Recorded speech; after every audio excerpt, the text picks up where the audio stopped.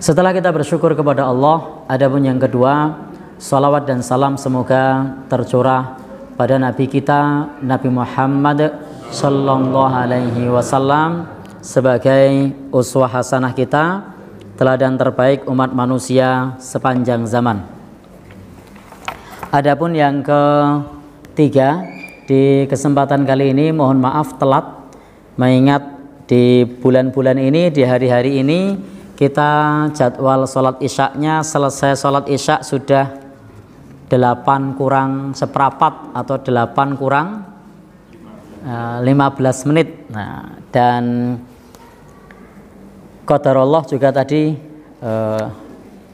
bannya bocor, tapi tidak kita tambal, kita pompa sampai sini, alhamdulillah aman. Baik Bapak Ibu yang berbahagia, di kesempatan awal tadi kita sudah mendengarkan bersama nasihat dan petuah dari senior saya Pak Ustadz Fatoni, dan rasanya tidak bijak kalau saya juga menjelaskan tema yang sama, maka saya temanya berbeda. Nanti kalah awu Bu lo. Jadi kalah awu. Preso kalah awu nggih. Ya. Baik. Di kesempatan ini kita akan membahas bab terkait bulan Ramadan yang biasa pula disebut Syahrul Mubarak, bulan yang diberkahi. Al-Quran juga menyebut sebagai Syahrul Ramadan alladzi unzila fihil Quran, bulan ketika Al-Quran diturunkan, karena memang permulaan Al-Quran diturunkan di bulan Ramadan. Bulan Ramadan juga disebut sebagai Syahrul Qiyam, bulan untuk melakukan Qiyamul Lail, karena memang pada saat itu semangat Qiyamul Lail berbeda dengan bulan-bulan yang lain. Bahkan bisa jadi ada yang tidak pernah Qiyamul Lail, tapi kalau bulan Ramadan bisa semangat. Bapak dan Ibu, bulan Ramadan ini juga disifati oleh Nabi, idza jaa Ramadan, kalau Ramadan itu tiba, apa kata Nabi? Futihat abwabul jannah, pintu surga dibuka. Jadi kalau bulan Ramadan tiba, pintu surga dibuka. Wa ghuliqat abwabun nar, pintu neraka ditutup. Wa suffidatis syayatin, dan setan-setan dibelenggu. Kapan? Ketika bulan Ramadan. Ramadan ini dari bahasa Arab romak. Romak itu artinya panas, membakar. Sementara kenapa disebut panas membakar? Sebenarnya ini bulan Ramadan sudah ada sejak sebelum Islam datang. Jadi sudah mengenal bulan Ramadan, karena bulan-bulan di dalam Islam itu adalah warisan pra-Islam. Sebelum Islam datang sudah ada bulan Ramadan, sudah ada bulan Syawal, sudah ada bulan Dzulqa'dah, sudah ada bulan Dzulhijjah. Karena memang ini adalah bulan yang sudah ada sejak Islam belum datang. Hanya satu saja yang dulu tidak ada. Apa itu? Muharram. Jadi Muharram itu dulu tidak ada. Di masa jahiliyah dulu, masa pra-Islam tidak mengenal Muharram. Adanya adalah Safar awal sama Safar tsani. Safar 1 dan Safar 2. Nah, Safar 1-nya diganti Muharram. Lalu kemudian Safar 2-nya jadi Safar tok. Tapi tidak pakai tok. Jadi kalau orang Jakarta bilangnya Safar doang, tapi juga tidak pakai doang. Adapun yang lain itu sudah ada sejak sebelum Islam, sehingga Ramadan artinya panas membakar ini terkait dengan ketika bulan itu pertama kali dinamai. Ini terkait dengan urutan kejadian di zaman itu. Saya runut saja mulai dari bulan Sya'ban. Sya'ban itu artinya bercerai, bersatu. Karena orang-orang pada saat bulan Sya'ban mulai bercerai-berai untuk mencari mata air. Sudah masuk musim panas pada saat itu. Kemudian mereka bersatu di oase. Tahu oase? Mata air. Dan mencari mata air di Timur Tengah itu tidak semudah di tempat kita. Kemudian karena sudah mulai musim panas, orang mencari air, lalu tibalah Ramadan. Sudah romak, panas membakar. Rasa panasnya sudah mulai terasa. Nah, ketika Islam datang, lalu kemudian dikaitkan dengan membakar hawa nafsu. Kemudian Syawal itu panasnya meningkat. Ini Syawal itu panasnya meningkat. Sudah panas banget. Bapak Ibu yang berbahagia yang dirahmati Allah. Tetapi untuk saat ini kalau Syawal tidak mesti panas, karena panas itu terkait dengan perputaran matahari atau namanya bulan Syamsiyah. Sementara Hijriyah ini menggunakan Qamariyah, sehingga ada kalanya Syawal itu di musim dingin, kadang di musim panas. Tetapi kita berbicara sejarah. Nah, kemudian saat ini kalau bulan Syawal, peningkatan ini dimaknai peningkatan amal soleh. Aslinya apa dulu? Panasnya yang meningkat. Lalu setelah Syawal apa? Dzulqa'dah. Apa itu Dzulqa'dah? Duduk-duduk di rumah. Kenapa duduk-duduk di rumah?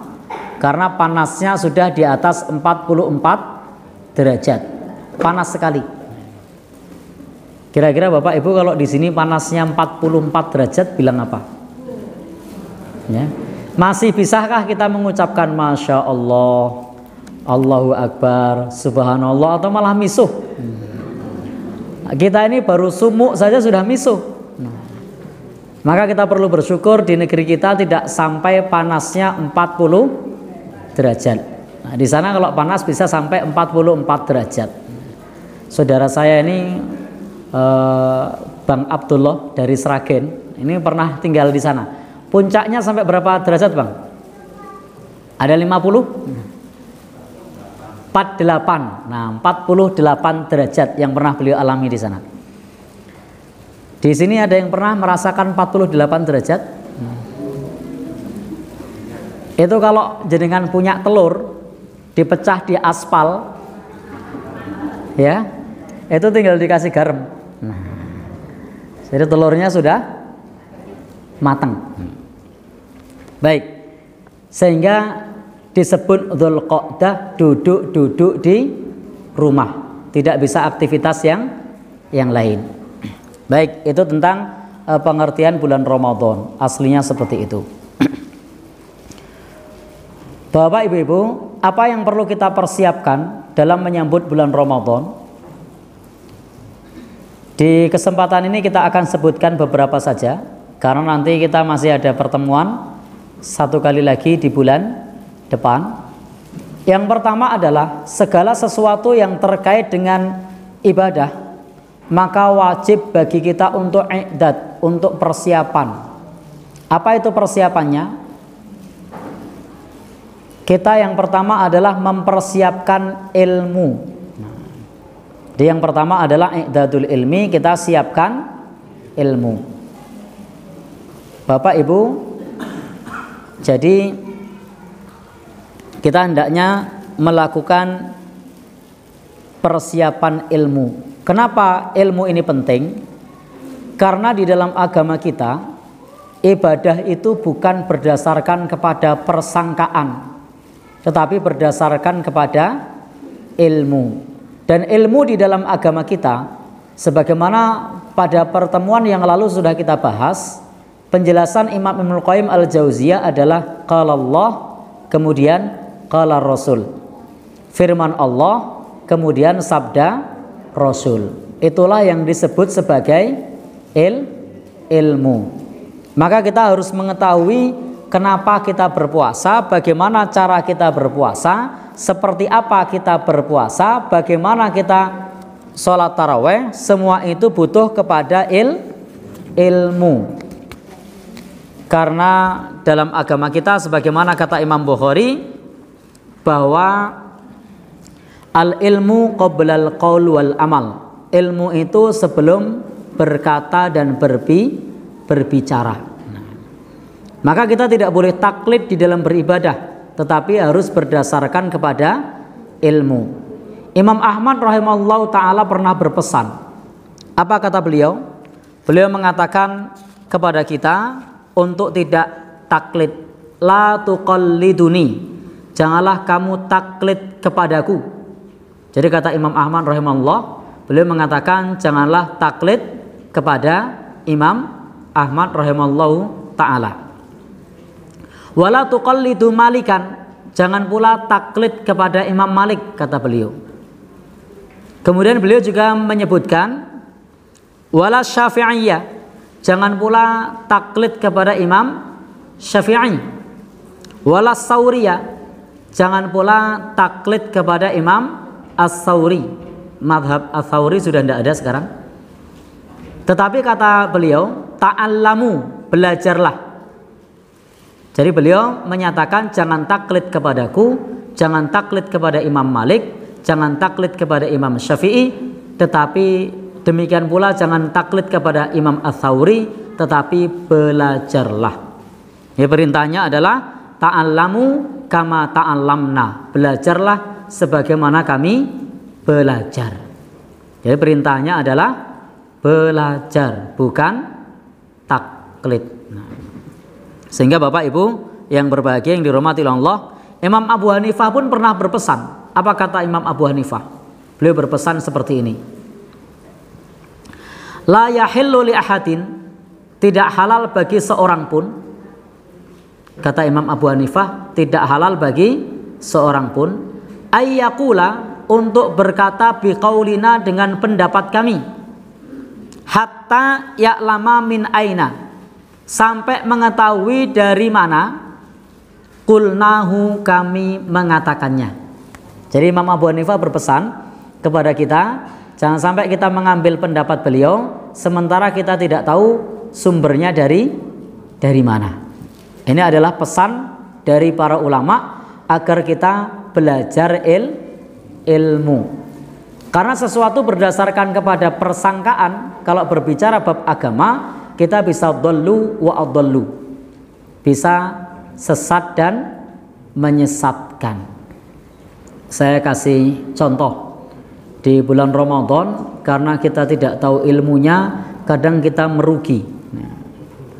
Contoh, pada saat bulan Ramadan, karena saking semangatnya, ketika datang sholat taraweh bersama dengan imam di sini, diimami oleh Ustadz Fatoni, lalu di rakaat ke-8 pulang, dengan harapan nanti di rumah akan nambah lagi karena rakaatnya pengen lebih banyak. Ketika kita tidak paham ilmunya, seolah-olah ini baik karena pulang di rakaat ke-8. Karena setelah 8 biasanya witir. Dan Nabi memang menjelaskan la witron bilail, jangan witir 2 kali dalam satu malam. Jadi kita tidak boleh witir 2 kali dalam satu malam. Sehingga berpikir, kalau begitu saya tidak usah witir, karena nanti mau witir.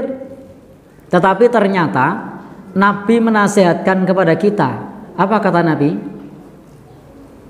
Ketika kita sholat bersama imam, maka hendaknya tidak meninggalkan imam sampai sholatnya selesai. Idza qama ma'al imam falam yang syarif kutibalahu qiyamul lailah. Barang siapa yang sholat bersama dengan imam dan tidak meninggalkan imam sampai selesai, maka dicatat sholat semalam penuh. Padahal semalam tadi sholat semua apa enggak? Tidak. Ada makannya? Ada, tapi dicatat sholat. Ada tidurnya? Ada, tapi dicatat sholat. Kenapa? Bareng imam sampai selesai. Tinggalin imam, tidak dicatat sholat semalam penuh. Berarti rugi enggak ninggalin imam tadi? Rugi. Kenapa bisa rugi? Karena belum belajar ilmunya, menyangka kalau nanti nambah lebih banyak ninggalkan imam pahalanya lebih banyak. Ternyata pesan Nabi apa? Qoma ma'al imam, sholat bersama imam, tidak meninggalkan imam, dicatat sholat semalam penuh. Nah. Baik Bapak Ibu yang berbahagia yang dirahmati Allah Subhanahu wa taala, ini salah satu contoh bagaimana pentingnya kita menyiapkan ilmu agar kita tidak lepas dari catatan malaikat sholat semalam penuh. Karena kita tidak melakukan mengikuti imam sampai witir, maka lepas dari catatan malaikat. Contoh lain, saya kasih contoh lain. Bapak Ibu yang berbahagia yang dirahmati Allah, ini doa apa ini? Asyhadu alla ilaha illallah, astaghfirullah, as'alukal jannah wa a'udzu bika minan nar. Allahumma innaka 'afuwun tuhibbul 'afwa fa'fu anni. Doa apa Bapak Ibu? Ya. Banyak orang menyebut doa ini doa sholat tarawih. Padahal doa apa ini? Kok diam? Ini doa menggapai Lailatul Qadar. Ini bukan doa sholat tarawih. Tetapi sepanjang kita ngisi taklim, ketika bertanya doa apa ini, pada umumnya menjawab doa sholat tarawih. Sehingga ketika ada imam tidak memimpin doa ini, dianggap imamnya kurang afdol, karena tidak doa sholat tarawih. Padahal doa ini adalah doa untuk menggapai Lailatul Qadar dan bisa dibaca sepanjang malam, mulai dari sore sampai subuh itu boleh dibaca. Tetapi karena mindset awal, pola pikirnya sudah keliru, dianggap doa sholat tarawih, maka hanya dibaca saat tarawih. Baik Bapak Ibu, ada enggak yang anggap doa ini doa sholat tarawih? Ada. Boleh ngacung? Nah, jadi inilah pentingnya kita untuk punya bekal modal ilmu. Dan ini sebenarnya gabungan dari dua hadis. Untuk yang pertama, asyhadu alla ilaha illallah, astaghfirullah, as'alukal jannah wa a'udzu bika minan nar. Ini Bapak Ibu tidak akan pernah menemukan lafaz ini dalam hadis Nabi. Tidak akan pernah menemukan lafaz ini. Loh kok bisa? Karena ini adalah hadis yang terkait dengan anjuran memperbanyak mengucap syahadat tauhid, mengucap istighfar, minta surga dan minta dijauhkan dari api neraka. Ini ada hadis dalam Sahih Ibnu Khuzaimah, perintah untuk minta itu. Maka oleh ulama kemudian disusun bentuk doanya. Syahadat tauhid, asyhadu alla ilaha illallah, minta ampun, astagfirullah, minta surga, as'alukal jannah, jauh dari api neraka, wa a'udzubika minan nar. Sehingga doa ini lafadznya lafadz ulama, bukan lafadz dari Nabi. Tapi anjurannya adalah anjuran Nabi. Maka Bapak Ibu kalau nyari di hadisnya tidak ketemu yang lafadznya seperti itu. Maka ini para ulama menyebutnya sebagai iktibas, bahwasanya dianalisis kemudian doanya lafadznya dibuat oleh para ulama. Tapi beda dengan yang kedua, Allahumma innaka afuwun. Ini lafadz Nabi. Ketika Aisyah bertanya kepada Rasul sallallahu alaihi wasallam, apa yang kami baca ketika kami menemui Lailatul Qadar? Maka Nabi bersabda, Allahumma innaka afuwun tuhibbul afwa fa'fu anni. Nah, kalau ini adalah lafadz dari Nabi. Sehingga dalam bacaan tadi, dua hal tadi adalah gabungan dari dua hadis. Yang satu lafadz ulama, yang kedua lafadznya lafadz Nabi. Dan ini bukan doa sholat tarawih, ini doa menggapai Lailatul Qadar, bisa dibaca sepanjang malam. Sehingga ketika ada ustadz atau ada imam yang tidak membaca ini tidak perlu menggerutu, karena ini adalah doa menggapai Lailatul Qadar. Baik, karena pada prinsipnya di sela-sela sholat tarawih itu tidak ada tuntunan doa khusus. Jadi pada prinsipnya di sela-sela sholat tarawih itu yang ada istirahat. Jadi yang ada adalah istirahat. Tidak ada tuntunan doa khusus. Kalau mau berdoa silahkan berdoa. Permintaannya macem-macem. Ono sing pengen utangi lunas, ono sing pengen oleh Lailatul Qadar, ada yang pengen suaminya segera mudik. Nah, loh kan keinginannya macam-macam kan. Nah, baik, artinya kalau mau berdoa monggo saja, tidak dilarang. Jadi kalau mau berdoa monggo saja. Baik Bapak Ibu yang berbahagia yang dirahmati Allah Subhanahu wa taala, contoh yang ketiga. Ini pentingnya kita berdasarkan kepada ilmu, bukan persangkaan. Ini anekdot. Ada seorang imam, ini anekdot ya, bukan kisah nyata, hanya kita ambil hikmahnya. Ada seorang imam ngimami membaca surah Al-Baqarah. Makmumnya kecapean. Kok lama ini? Panjang pula. Begitu sampai innallaha ya'murukum an tadbahu baqarah. Wah, surat Al-Baqarah sapi betina, panjang ini. Maka di rakaat kedua imamnya membaca alam tara kaifa fa'ala rabbuka bi ashabil fil. Gajah. Kalau tadi sapi saja lama, ini gajah akan lebih lama karena gajah lebih gede dari sapi.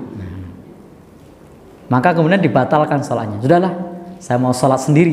Begitu dia membatalkan, imamnya Allahu Akbar, ruku. Loh kok ruku? Kenapa? Karena tadi makmumnya tidak berdasarkan ilmu, hanya berdasarkan persangkaan. Kalau sapi lebih kecil dibanding gajah, kalau gajah lebih gede, sapi saja panjang, apalagi gajah. Tidak tahu ilmunya, hanya menduga. Kalau tahu ilmunya, oh surat Al-Baqarah suratnya panjang, surat Al-Fil suratnya pendek. Bahkan surat Al-Fil itu dibandingkan dengan surat An-Naml yang artinya semut, itu masih panjang surat An-Naml. Sehingga tidak boleh kita beribadah hanya berdasarkan kepada persangkaan. Nanti bisa keliru. Ini hanya anekdot ya, tidak terjadi.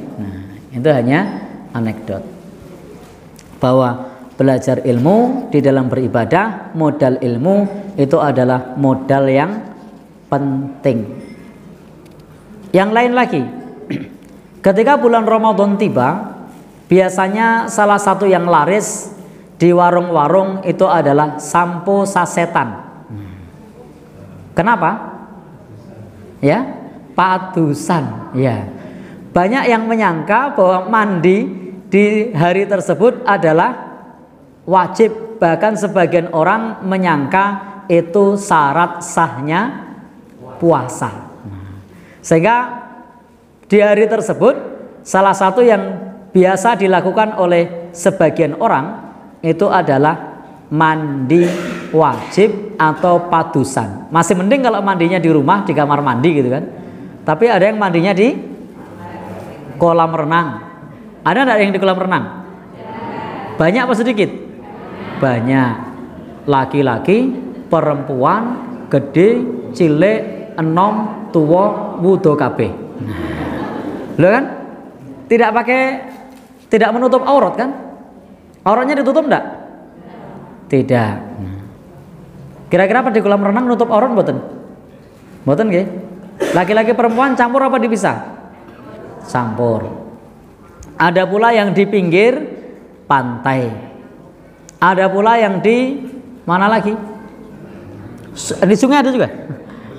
Oh, di Mbele ya, di Mbele atau di sungai. Kalau dalam kota kayaknya tidak ada ya. Ya? Oh, di Kali Pakis ada? Oh ya, baik. Kalau dalam ring road, dalam kota sini tidak ada ya? Ya, wes orang ono beli ya. Di mana? Oh, masih ada? Oh ya, ternyata masih ada. Saya pikir sudah tidak ada beli di kota. Baik, kita lanjutkan. Jadi kenapa seperti itu? Karena menyangka itu bagian dari tuntunan agama, dari tuntunan tata cara berpuasa. Padahal itu bukan bagian dari syarat sahnya puasa, bukan pula rukun puasa. Rukun puasa bukan? Bukan. Syarat sahnya puasa bukan? Bukan. Nah, dan tidak mungkin Islam mengajarkan kita beribadah sementara campur aduk laki-laki perempuan buka aurat di tempat umum. Ini kontra dengan ajaran agama kita. Lalu kalau melakukannya di rumah, kalau mau mandi sih monggo-monggo saja. Tetapi ketika dianggap sebagai bagian dari rukun atau syarat sah, maka perlu dikoreksi. Kenapa? Karena dulu karena Rasulullah, kata Aisyah radhiyallahu anha, beliau berkata, dulu Rasulullah sallallahu alaihi wasallam yusbihu junuban. Ketika manjing subuh itu beliau masih junub, maksudnya belum mandi wajib.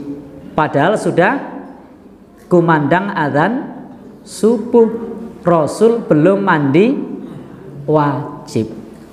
Andaikan ini syarat sah, kira-kira Rasul mandinya sesudah manjing subuh apa sebelum?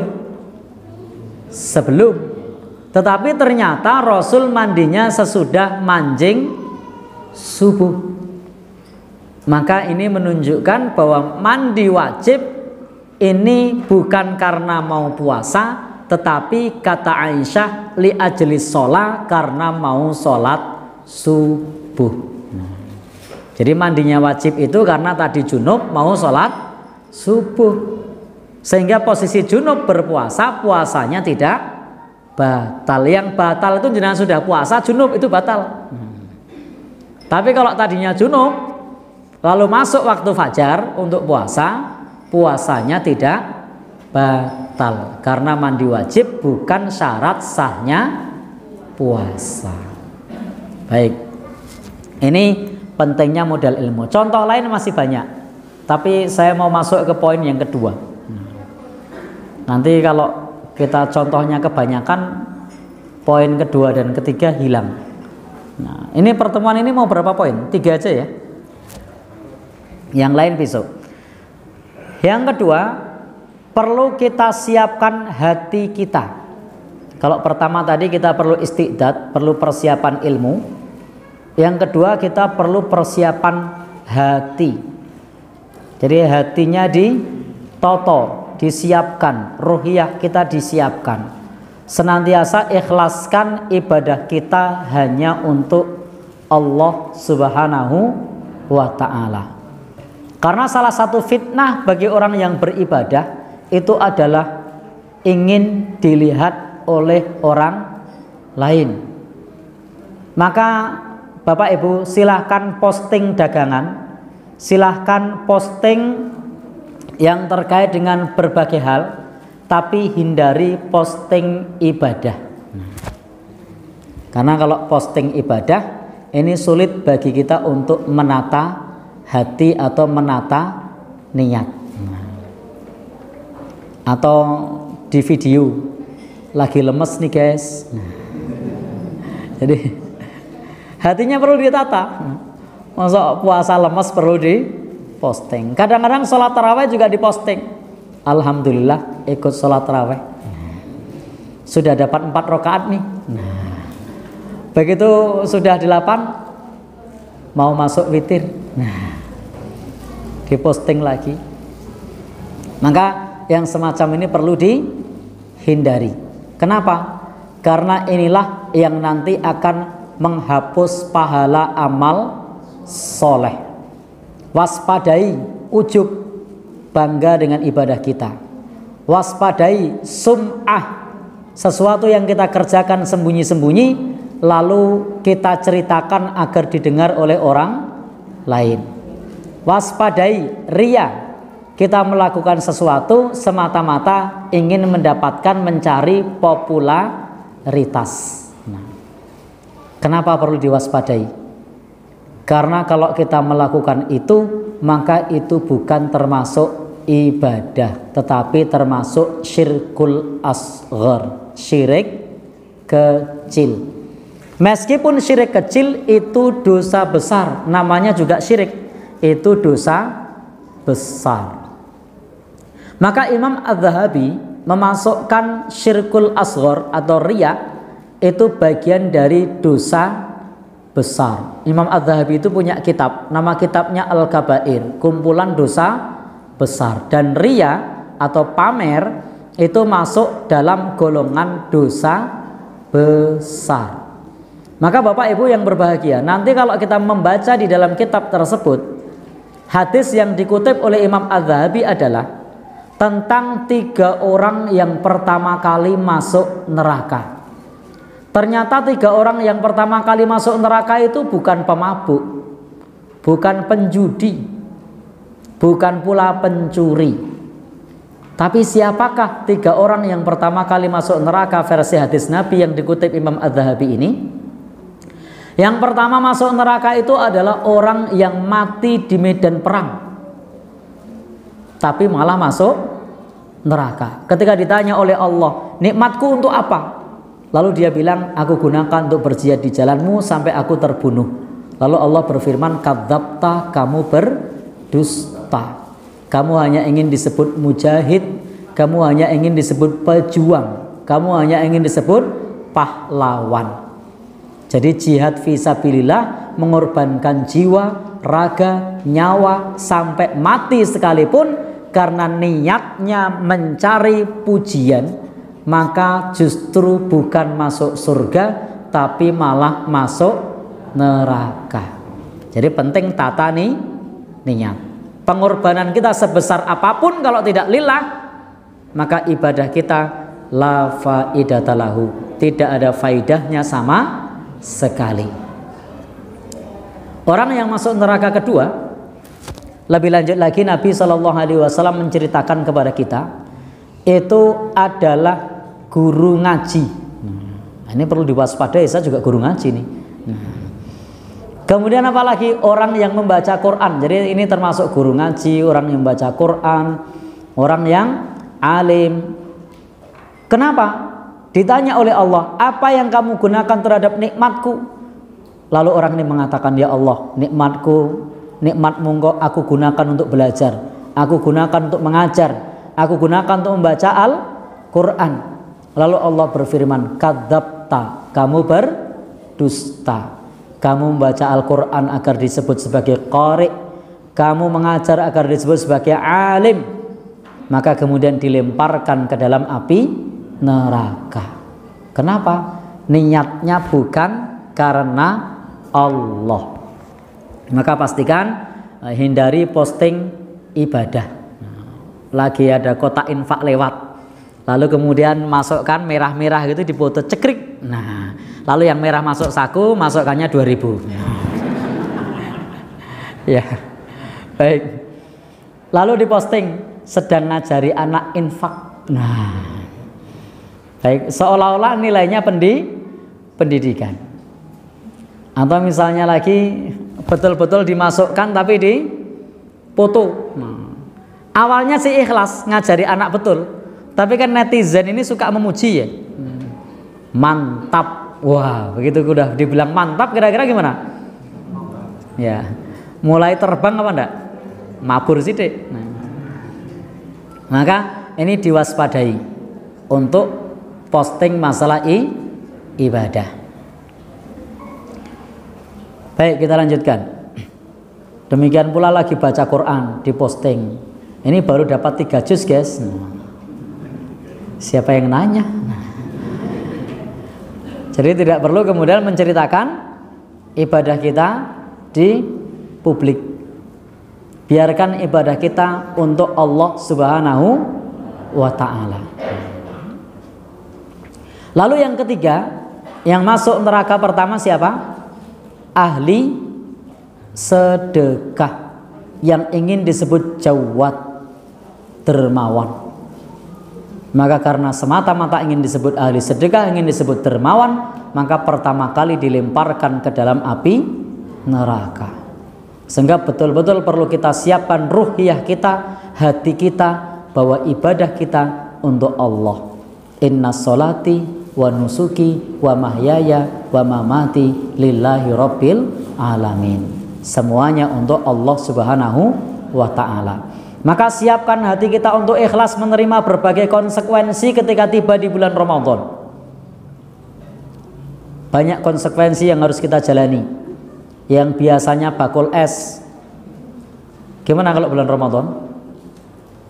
Harus libur kalau pagi, tidak perlu jualan. Ini kalau tidak kita hadapi dengan lapang dada, dengan hati yang ikhlas, itu ngersulo poso meneh. Baik, Bapak Ibu yang berbahagia, yang dirahmati Allah, biasa jual angkringan siang, laris banget. Pas bulan Ramadan harus libur misalnya. Gimana Pak? Waduh, sangune rong oleh, poso meneh. Jadi perlu menyiapkan hati betul-betul kita terima dengan lapang dada. Ada banyak profesi yang terdampak ketika bulan Ramadan, maka harus kita terima dengan lapang dada. Apalagi misalnya selain bakul tadi yang kena dampak, nonton boleh betul.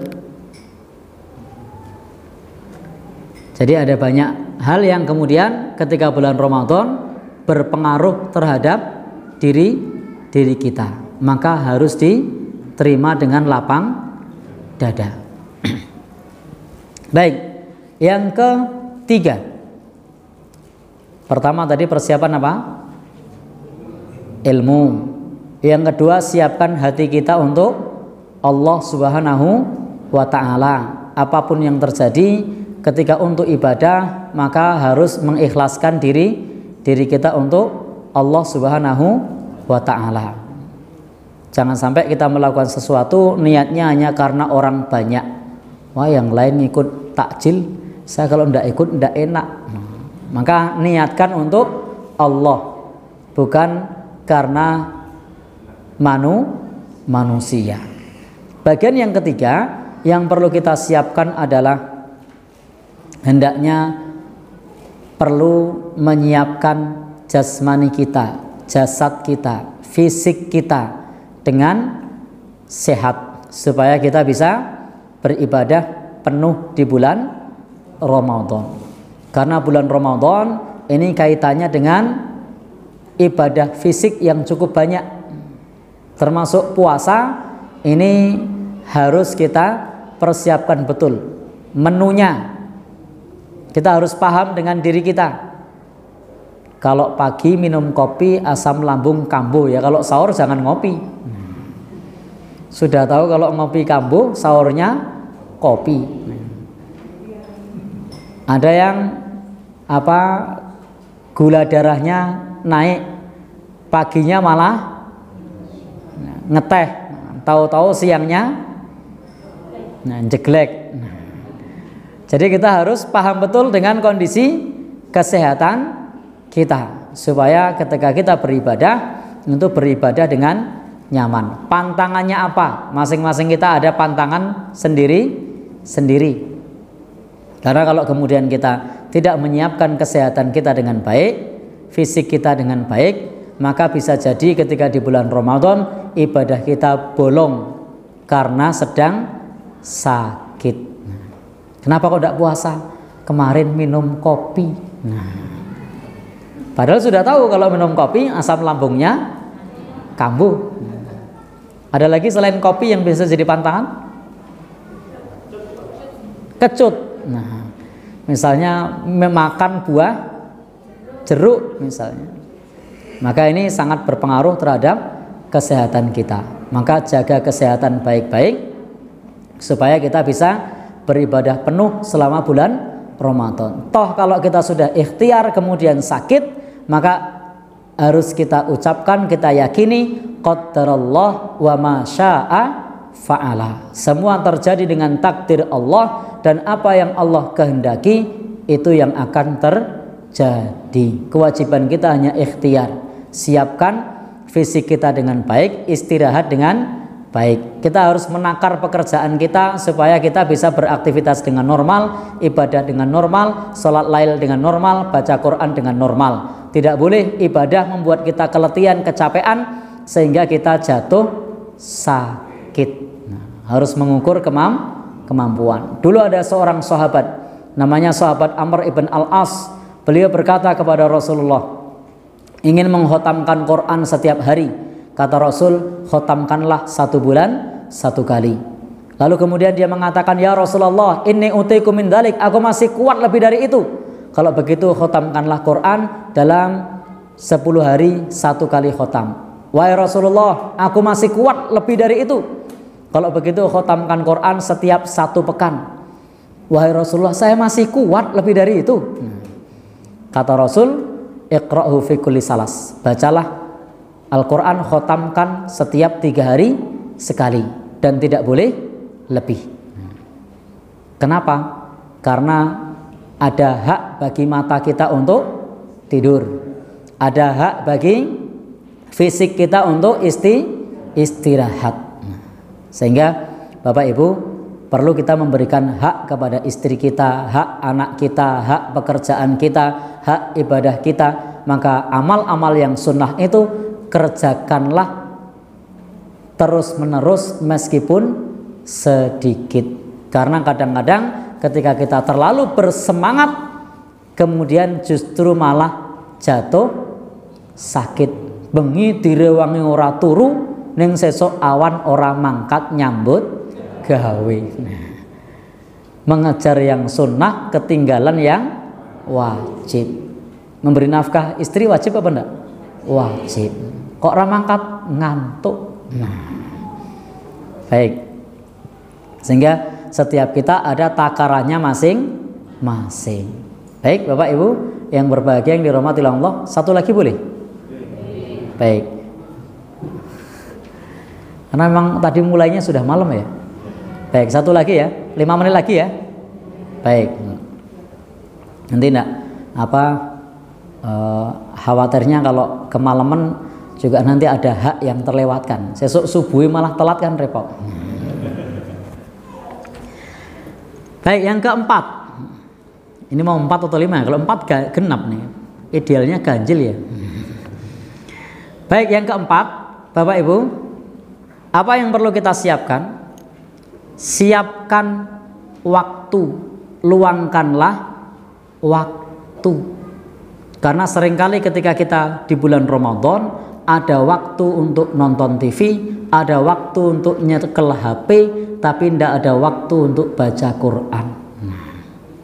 Ini kebalikan dari yang sebelumnya. Kalau sebelumnya terlalu bersemangat sampai kemudian jatuh sakit. Kalau yang ini tidak ada semangat sehingga seolah-olah tidak ada waktu untuk beribadah. Padahal waktunya habis tinggu dolanan HP.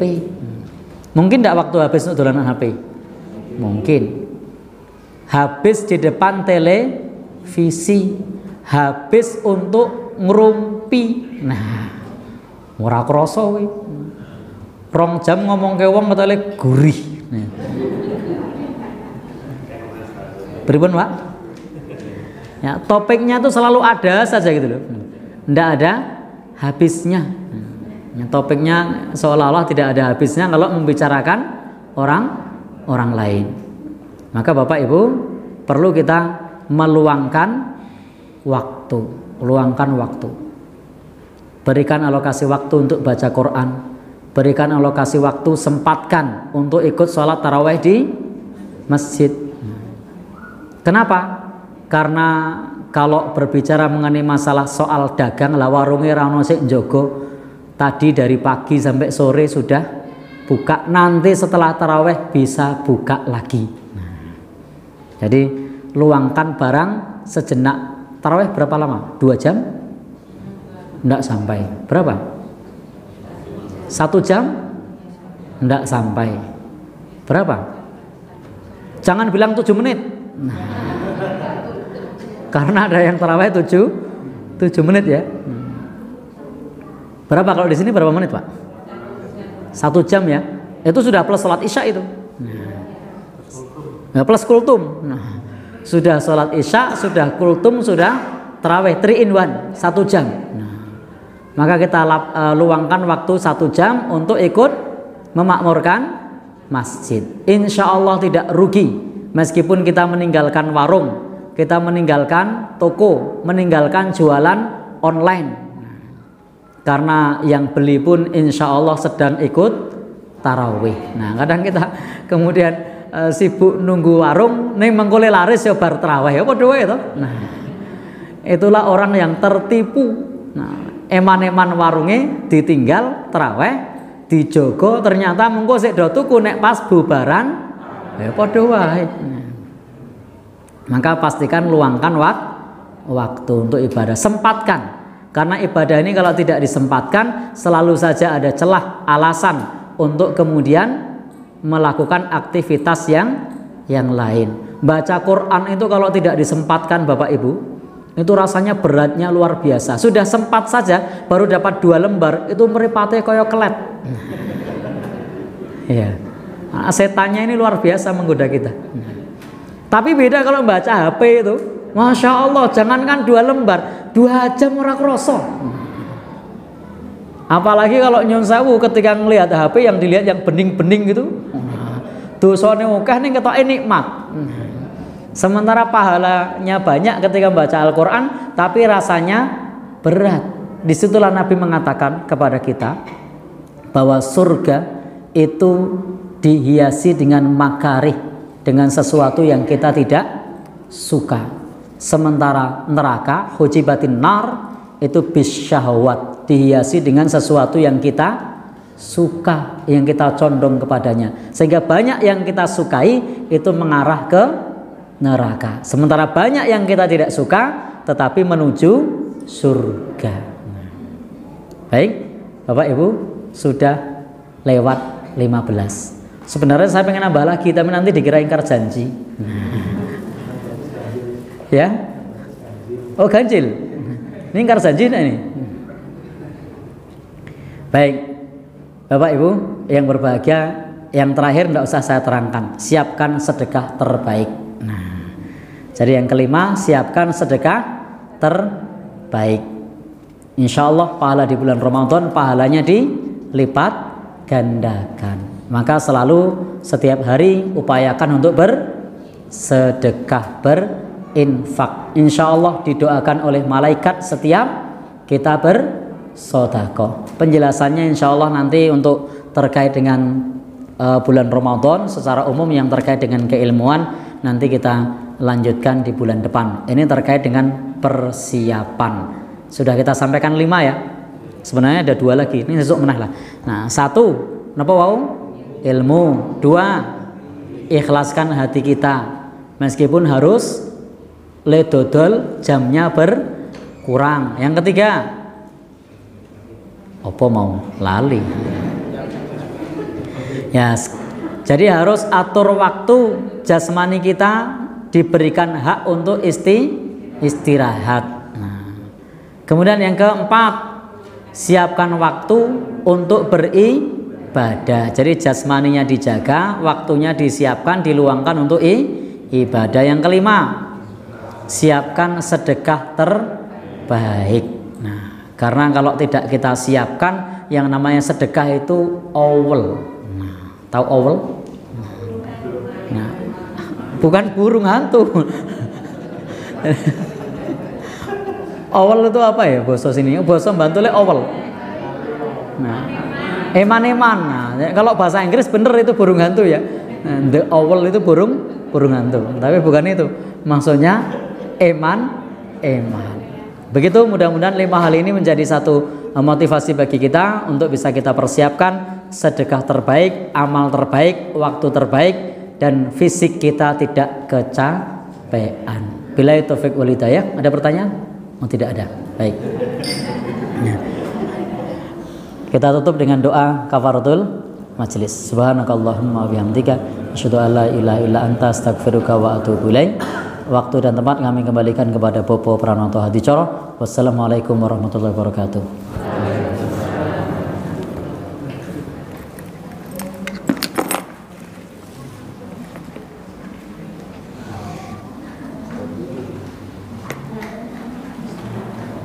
Monggo, Pak.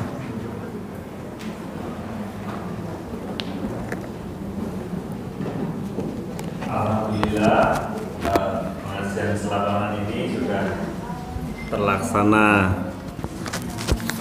dengan sukses.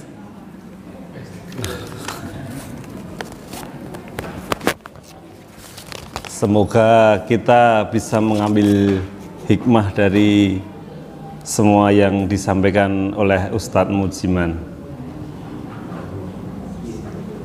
Akhir kata, bila ada salah kata itu dari saya, kalau ada kebenaran itu mutlak dari Allah. Billahi taufik wal hidayah. Wassalamualaikum warahmatullahi wabarakatuh.